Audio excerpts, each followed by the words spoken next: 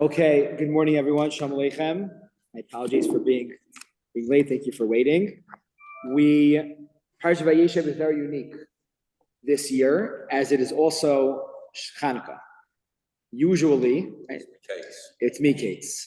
Usually, it's like, I don't know, 9 times out of 10, maybe 9.5 times out of 10. It's very, very common. We very rarely read the Haftorah for Miketz for that reason, because Miketz is always Shabbos Chanukah. Well, while you were gone, I tried to stall. I told him my remez for Pashas Miketz. Yeah. Or how you can see Hanukkah and Pashas Miketz. So I don't want to hear it again until. Okay, you'll tell me later. I want to begin at the end. We'll begin at the end. It's Hanukkah Bezrat Hashem tomorrow night as well. We'll have overlapping Divrei Torah for both. Yosef now finds himself in Mitzrayim. We'll work backwards today. And Yosef is languishing away in jail.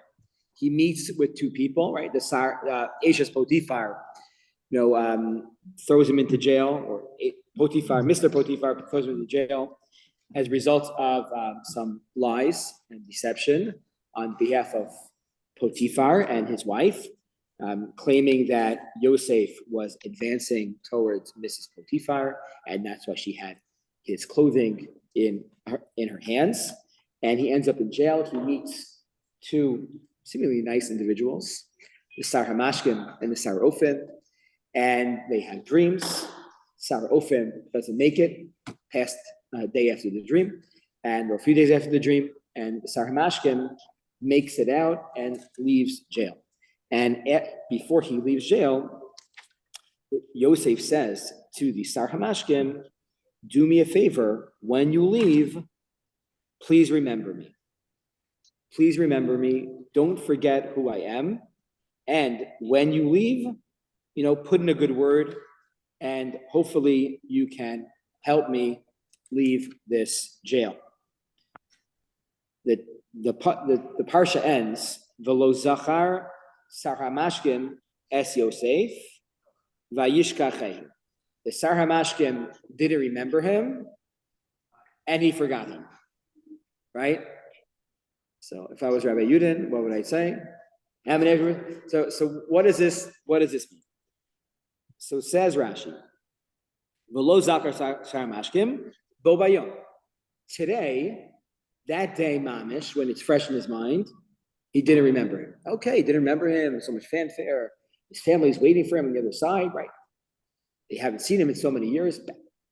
Appreciate what was jail in the times of Mitzrayim? It wasn't a building. It was a bore. It was a pit. It was a hole in the ground. That's where they put people. The way that Yosef's put into a bore twice in our parsha. First, when he was sold, he was thrown into a pit. That was Reuven's idea to save his life. And then later on, the Torah says the jail is a pit underground. Underground, that's where Yosef is with these other individuals. And he doesn't remember him that day. Vayishkachehu, and he forgot him. After all the excitement of being reunited with his family dissipates, he also forgets about Yosef. Continues Rashi, and this wasn't by accident, and it wasn't even the Sar Hamashkim's fault, according to Rashi. Mipnei shetala bo Yosef lezachro, since Yosef put his faith, dependence, reliance on a basar v'dam, on this individual, Aser shtei shanim, he stayed in jail for another 2 years. Shnamar ashrei hagever asher sham Hashem niftacho v'lo fana el rehavim. Praiseworthy is the man that puts his faith in God and not towards other leaders.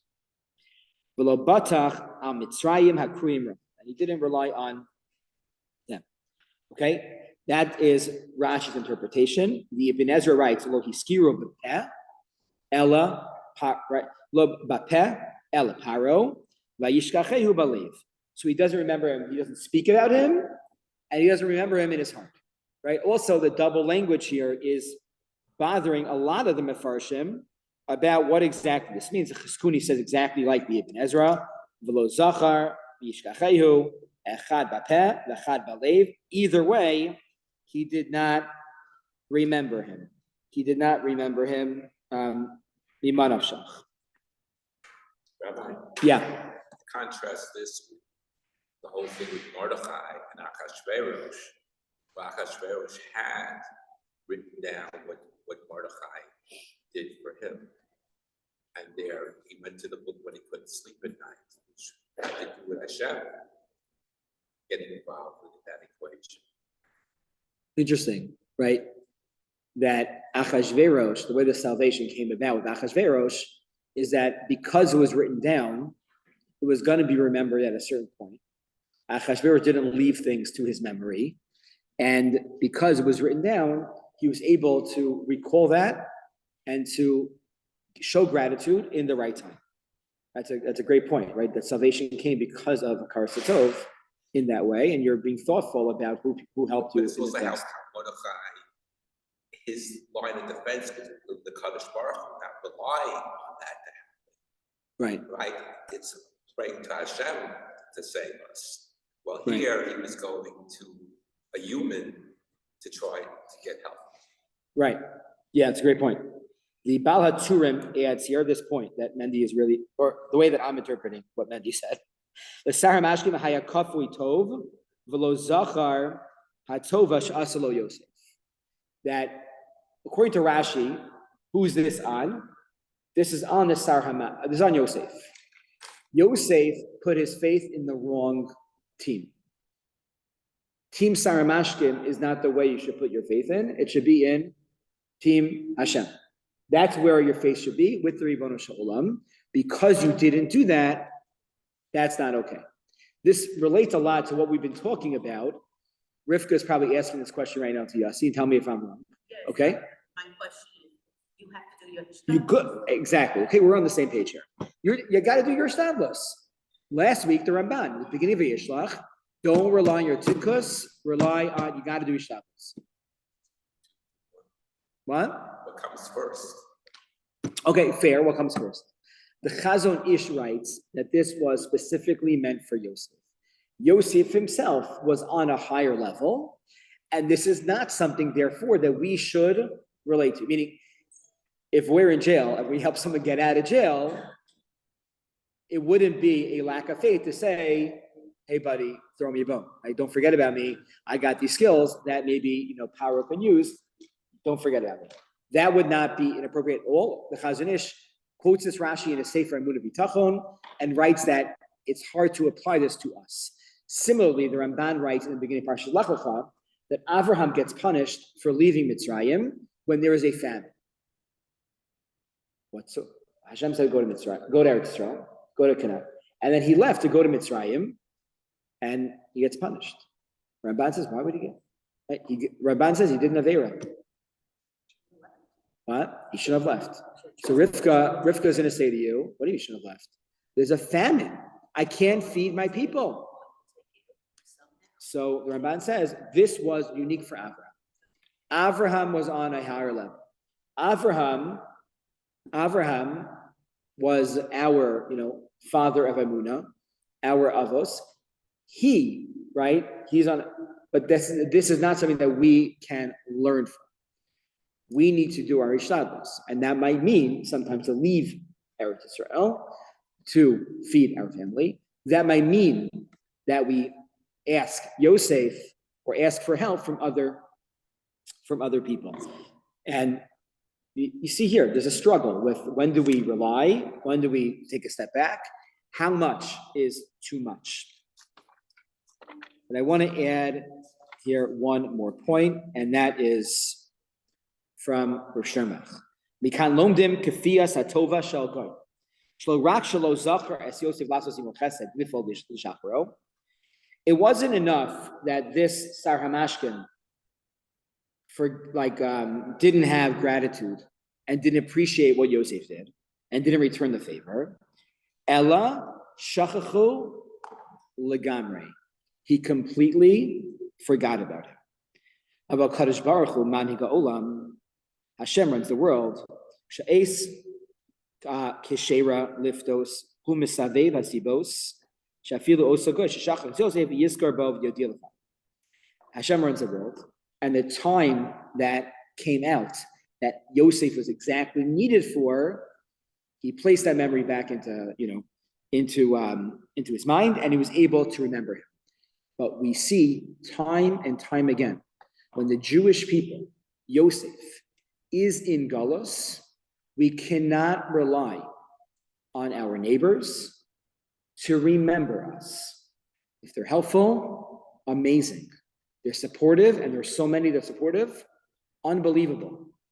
But to be surprised each and every time when people turn their backs on us, this is happening from the time of Yosef till now and every generation subsequently.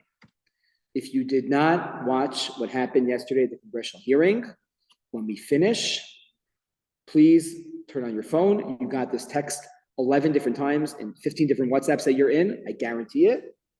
Watch the 3 leaders of 3 prestigious Ivy League schools and what they said about when people call out death to the Jews and call it genocide to the Jewish people, and that's not wrong. We could do that on our campus, because apparently there's a difference if you call out genocide to all the Jews versus to one individual Jew. And everything depends on context and when you're saying it, and what happens when you call it genocide to the Jews, there are different rules than when you do that for other types of people.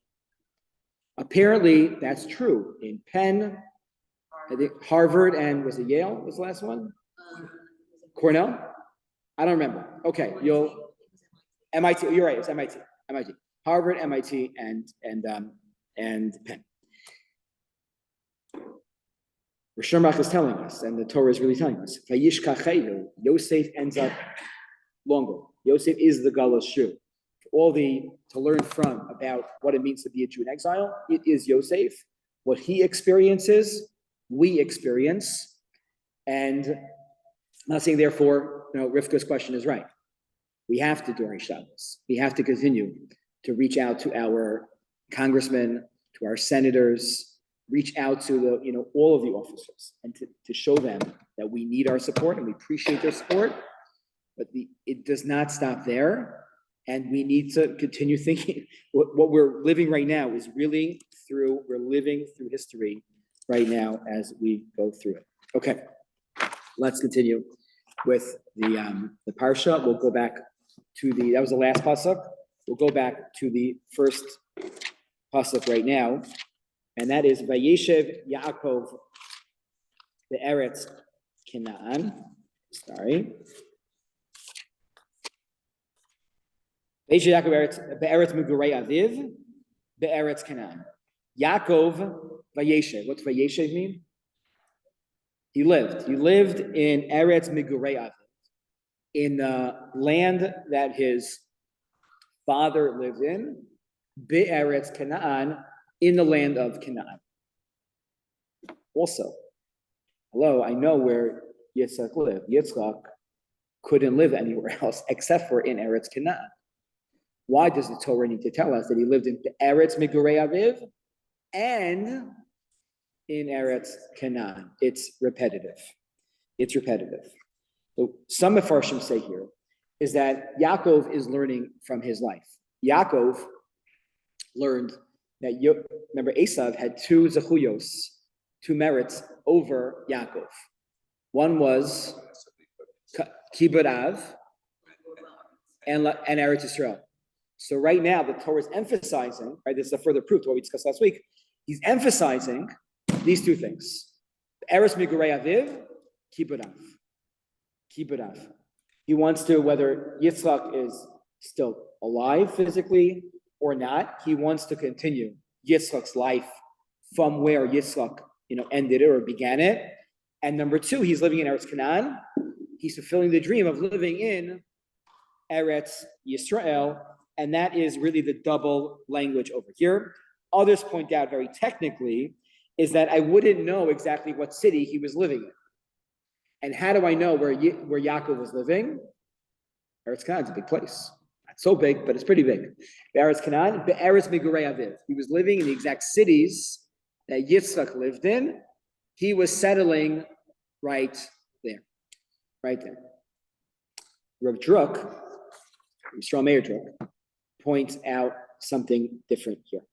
He says, what's interesting is that the pasuk begins with the word Vayeshev. Rivka, you said the word Vayeshev means to live, to settle, and then switches to Migurei Aviv, to be a ger. Vayagar, what does the word Vayagar mean? To be a ger in a land? A stranger in the land.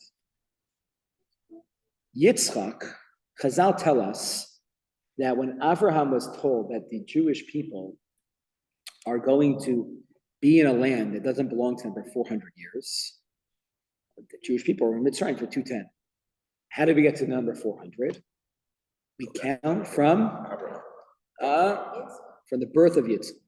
From the birth of Yitzchak until the Jewish people leave Mitzrayim, it's 400 years. It's a really long Rashi that's going to come up soon in the Parshios that tells us 400 years. 400 years. And you have to ask yourself, that seems to be so strange. Why would you begin with Yitzchak? Yitzchak lived in Eretz Yisrael his whole life. He didn't touch Galus. He didn't get out there. He was still in Eretz Canaan his own life. So Rav Druk points out is that you see, as much as Yitzchak lived in Eretz Canaan, it was still like a Galus existence. He was living the dream, to quote Nefesh B'Nefesh, but he was still very much a sojourner. He had to move around a lot from place to place. In fact, even foreign enemies or domestic enemies really were attacking him. And he had to move around. Avimelech. And it wasn't so easy for Yitzchak, even though he was living within the walls of Eretz Yisrael. So what Yaakov wanted to do is to be Vayeshev. Yaakov wanted to stop this. And he wanted to just now end his life in one location. To be a Vayeshev. To settle. That's it. I'm done. But that's not what was in the cards. Be'eretz Migurei Aviv, Be'eretz Canaan. This Torah is telling us he was still like a ger in Eretz Canaan. He was still a sojourner in Canaan. We had control, we had land, we had property in Eretz Yisrael, but it was still a little bit, not ours. Still a little bit, we still were not in full control over the land. Yeah. He was settling people. Yeah, Right. They were just a tiny minority of the population. They're a tiny minority of the population, right? So now Rav Druk says, why did that shift? What happened? Rogzo shel Yosef, Chazal say. The brothers started to fight. And because the brothers started to fight, the permanent dwelling very quickly became temporary. The Vayeshev became Migurei Aviv. It became temporary as a result of our own faults. This wasn't outside enemies. It was very much internal. And that was a challenge with Yaakov right now.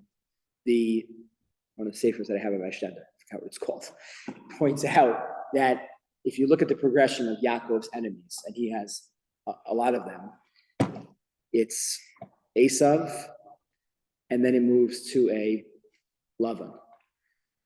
Those two people, it's like very obvious who the enemy is, and you have to figure out how to either attack them, overcome them, overwhelm them, or pacify them. But then you come to Vayeshev, and then it's very confusing. We see a lot of inaction with Yaakov as the father, the leader, of our nation in our parsha, it's very unclear how you manage the fighting amongst his own children. It's very difficult. What? He didn't want to know, you know, you should. He didn't want to know. Fair. Okay, fair. You know, just. David, it's very similar. David HaMelech didn't have any foreign, he got rid of all the foreign enemies. We'll get to it very, very soon in Shmuel base. Very quickly, he's knocking out all these enemies, like one after the other. Why is there so much drama? It's all within the family. David HaMelech, very similar to Yaakov, doesn't react. He's very quiet. Sometimes that's the brilliance of being a parent, is like knowing when to say and when not to say. Be very right here. It was because of the sinas ha'achim, because of that the brothers refused to speak to each other bishalom, that they could not stay in the land. And they ended up in Mitzrayim.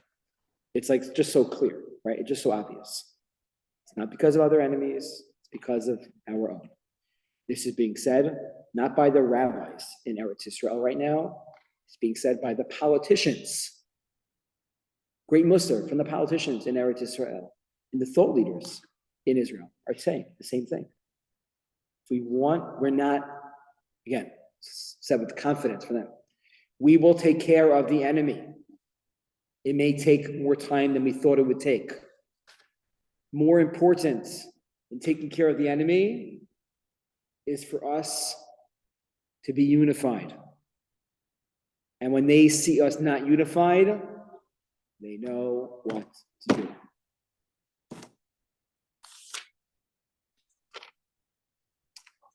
Okay, that is, I don't know, 2, 3. We'd be at the end, beginning. I want to add one more point to this. This is from Rudruk also. It's like a chap. Rudruk was chavrusas with Rav Chaim Kanievsky.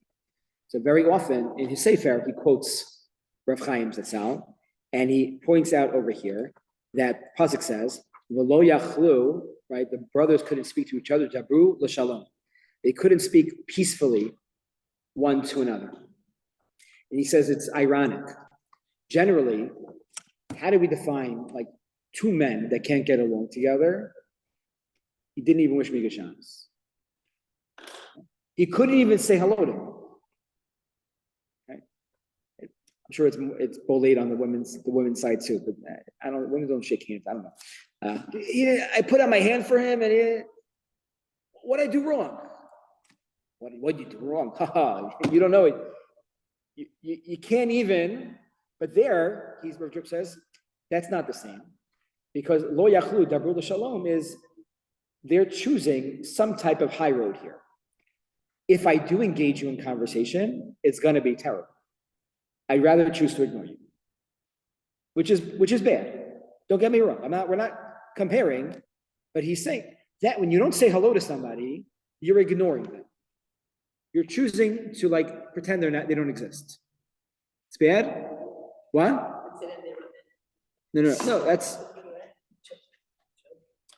Rabbi. Yeah. So is this between the brothers Yosef and all the brothers, or all the brothers with each other? And once Yosef is out of the scene, things get better. It is clear that there's 10 brothers against Yosef because they throw him to bed. The Ramban is curious. He doesn't fully answer this question. That Rashi says, Ramban quotes Rashi, that Yosef hung out with Bnei Bilhah and Bnei Zilpah, and he protected them. That's Rashi says that. It's based on the pasuk, Hu na'ar bes Bnei Bilhah, bes Bnei Zilpah, Neshei Aviv. Doesn't really say what he's doing with them, just mentions their names. So Rashi says he protected them because the Bnei Leah, the 6 Bnei Leah were making fun of them, and he protected them. But then he says, if he protected them, why did 10 brothers throw him into a pit? Because maybe they were afraid. Right? Maybe they're afraid. Or maybe Rashi's not correct. And maybe all the brothers teamed up against Yosef, minus Ruvain.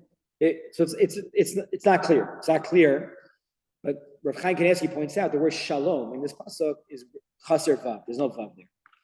Because some people, right, are able to be like, listen, we don't get along. I don't agree with what you did. So don't shake your hand. Come on. We're adults here. We are adults. Ignoring people that's for high school. That's for elementary. That's for middle school. To do that as an adult, come on. Come on. Just say hello. Can't hurt you. Not be genuine. Don't be genuine. Say hello. Not a big deal.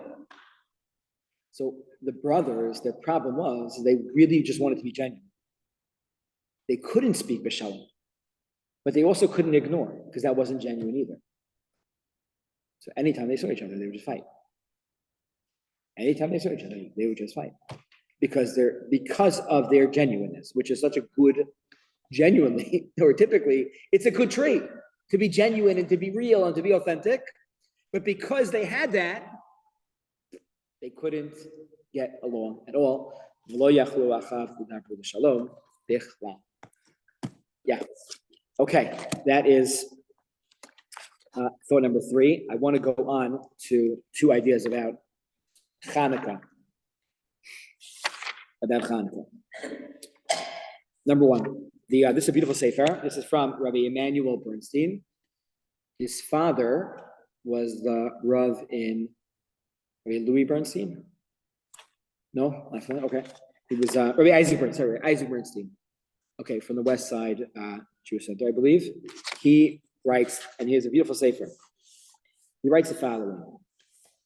The Torah says in the very beginning of Bereshis, "V'aretz haisa tohu v'avohu, v'choshech al pnei tzahum," that the world was completely desolate and it was very, very dark. And Chazal teach us that this pasuk alludes to the Arba Galios, the 4 exiles the Jewish people are going to experience in Galus. So Aretz Haisa Tohu Vavohu, that the world was Tohu. What's Tohu? That is Bavel. Vavohu is Madai. Madai is also the Purim story. The Choshech. What's Choshech? That is Yavan. Okay, Galus Yavan. Shechshicha Einayim Shal Yisrael B'Gzeirosehem, because they darkened the eyes of the Jewish people with their decrees. Al Pnei Tehom refers to Malchus Harisha, the evil, right? Evil Malchus, evil kingdom that is so terrible. It is still around today. That's the last one.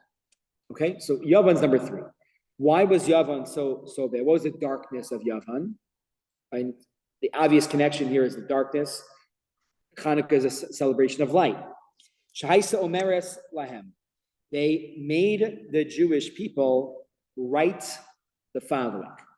Kisvu al Keren Ashur, She'en lam chilek be'elokei Yisrael. They made them take out a horn, and they made them write on the horn that the Jewish people don't have any portion with God. It made them take out a horn of a bull and write on it, I have no portion in God, right? Just imagine putting a gun to somebody's head, take out a horn, and write in Sharpie on the horn, Ein lam chelak be'elokei Yisrael. And Mendy's saying, what in the world does this mean? Right on the blackboard, right on the whiteboard. Like one of those, the opening Simpsons episodes, they always have Bart Simpson writing. No, we're not. Okay, okay. Shiurism. Okay. The I will not, whatever it is, whatever he did wrong. Okay. What is the deeper message of what the Yevanim are trying to do to the Jewish people? Inculcate within the Jewish people by saying Ein lam chelak be'elokei Yisrael, specifically on the horn of an axe. What does that mean? I said a both, but axe. The Rambam has a sefer called the Yiras Hashvat. Historically, it's a very fascinating work. And he writes there the following. He says, the most prized possession of a landowner, right, someone that owns fields, is the ox, because the ox was needed to plow the field. And without plowing the field, you can't have a field. the horn of the ox represented a highly visible place on a highly valued possession, upon which the farmers were forced to renounce the unique relationship with Hashem. So it's very similar to like putting it on a bumper sticker or a bumper magnet that we have today, right? So that's what this represented. It was something you saw all the time. It was very common that people had in their possession that they very much prized. You couldn't just get rid of it. If they made you write it on a piece of paper, so you threw out the piece of paper after they left. According to the Rambam, it sounds like they made them write it on an ox while the ox was still walking around. They can't just get rid of that. And it was a continuous reminder right in their face. Right in their face. What? You can cross it out. You can gross it out. Okay, gross it out. The others explain. I heard Rabbi Yudin say this once, I think, that I think the Gemara alludes to the point that back then, what did they use as baby bottles? So today you go to the baby bottle section in Target and there's like 15 or 16 different types of baby bottles. So for this type of baby, that type of baby is all, and back then, one of the things they used for a baby bottle was the horn of an ox. Okay. It helped with the gas. I don't know. It was good. It was good. It worked. It worked. So now, essentially, what are you doing? You made a little hole on one end of it. Think of, not too big, not too small, but it came out of tipa, tipa, tipa. You can imagine this. It's brilliant engineering move, right? And now what is said on that baby bottle? I have no portion in the God of the Jewish people. They wanted to educate a new generation about the Jewish people's relationship to God. Was this said only on the Jewish children's bottles? Maybe this was on everybody's bottles. The Jewish people aren't special. They aren't unique. In fact, they don't matter, and maybe they aren't even human. Right? This was something inculcated educationally on children. You want to attack the Jewish people, attack the children.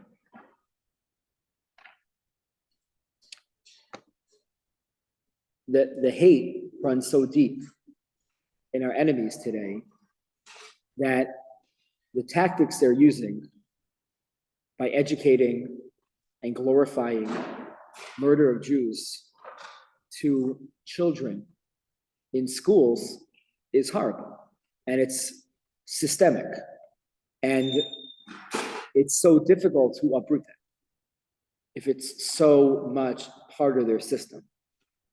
And this is what the Greeks tried to do to us. The last is the Maharal. The Maharal writes that this was really a reference to Chet Ega. And they wanted to say, essentially, that just like the Jewish people worshipped the idol, they worshipped Chet Ega, they worshipped the golden calf. Back then, that sin was so terrible, that damage was so terrible, that the Jewish people severed their relationship with God. And it can never be, repaired. That relationship can never be repaired. Essentially, what they're saying is that the Jewish people are old news. We mattered a while ago. We were relevant a few centuries ago, maybe even a few decades ago. But now, we don't matter. We don't matter anymore. And of course, who do they blame? They blame us. We do atrocities. We did terrible things. Therefore, they blame us for everything that is done. Okay, so we began with Sarmashkim. He forgot Yosef, and different interpretations of why he forgot Yosef. Ishtadlos, the relationship between those two things. The Eretz Migurei Aviv, Vayeshev, and being a ger. Then we discussed the shalom, the relationship between the brothers and Yosef, and the missing vav in the word shalom. Now we discuss three interpretations of what it means. Kisva, Karen, Ashur, Shen, Lechelak, Elokei, Yisrael. I find it here. 1 second. No, there's something else. I'll add just one quick word over here. Chasof. We sing Mawitzor. That's Rad Hashem tomorrow night. And this year, open up your siddur, English Hebrew siddur, and read the words Mawitzor in English. Mawitzor is a history lesson. It's not really about Hanukkah. One paragraph is about Hanukkah, but the entire thing is really all about different episodes in Jewish history and how we continue to be resilient and survive in every generation. The last paragraph is Chasof Zroa Kochecha V'karev Ketz HaYeshua. Chasof means like have compassion or mercy on your holy children and bring the Yeshua closer. Bring Mashiach. Nikom nikmas dam avadecha. Have revenge for the blood that was spilled on your children. From the Ummah HaRisha'ah, from the evil nation. It says Rav Druk on the word chasof. Rav Druk just came out with Sefer on Hanukkah. Better than jelly donuts. Chasof zroa kochecha. Ches, sin, pei. There are three places that a Jew places their menorah. We place it by the chalon, by the window, ches.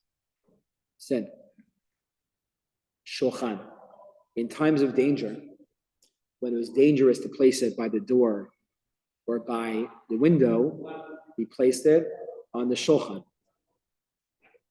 And the last is pei, on the Pesach, the opening of the door.